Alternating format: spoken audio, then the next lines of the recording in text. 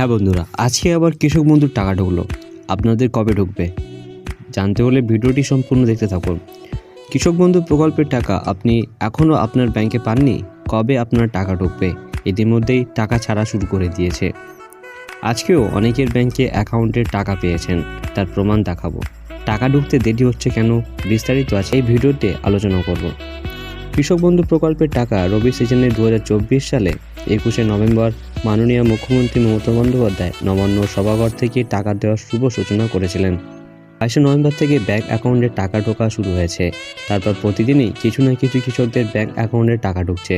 কৃষকদের ব্যাংক অ্যাকাউন্টে টাকা ঢুকেছে, তার প্রমাণ আপনাদেরকে দেখিয়ে দিচ্ছি।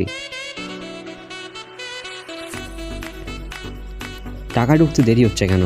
কৃষক বন্ধু প্রকল্পের রবি সিজনের টাকা 22শে নভেম্বর থেকে দেওয়া শুরু হয়েছে, কিন্তু এখনও অনেকে তাদের অ্যাকাউন্টে টাকা পাননি।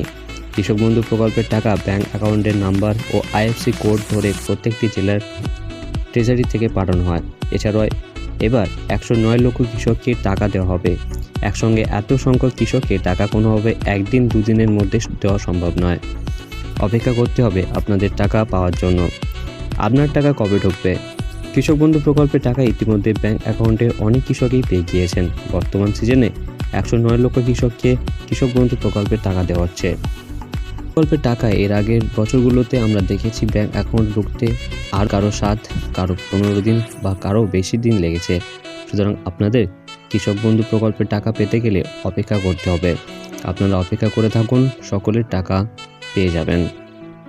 কৃষক বন্ধু প্রকল্পের বর্তমান রবি সিজনের টাকা আপনি ব্যাংক অ্যাকাউন্টে পাবেন কিনা সেটি খুব সহজেই মোবাইল দিয়ে চেক করে নিতে পারেন।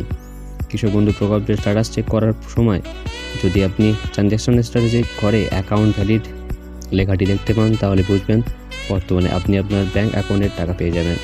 তো বন্ধুরা, দেরি কিসে? আজই স্ট্যাটাসটি চেক করে নিন আর জেনে নিন যে আপনার অ্যাকাউন্টে টাকা ঢুকবে কিনা।